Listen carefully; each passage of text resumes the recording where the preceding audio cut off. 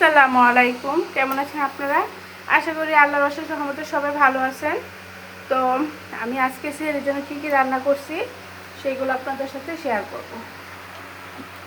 এখানে রান্না করছি গরম ভাত, সাদা ভাত রান্না করছি এখানে। তারপরে এখানে রান্না করছি আপনার ওই যে চেউ মাছ আছে না, সেগুলো ভুনা করছি, টমেটো দিয়ে ভুনা করছি এগুলা।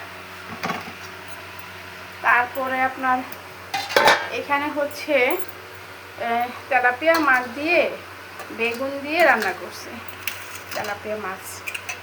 তারপরে এখানে হচ্ছে আপনার পাট শাক ভাজা করছি।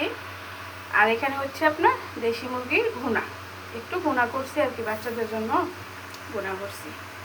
তো আজকে সেহেরির জন্য এগুলি রান্না হয়েছে, এগুলি রান্না করছি। সবাই ভালো থাকবেন, সুস্থ থাকবেন। আল্লাহ হাফেজ।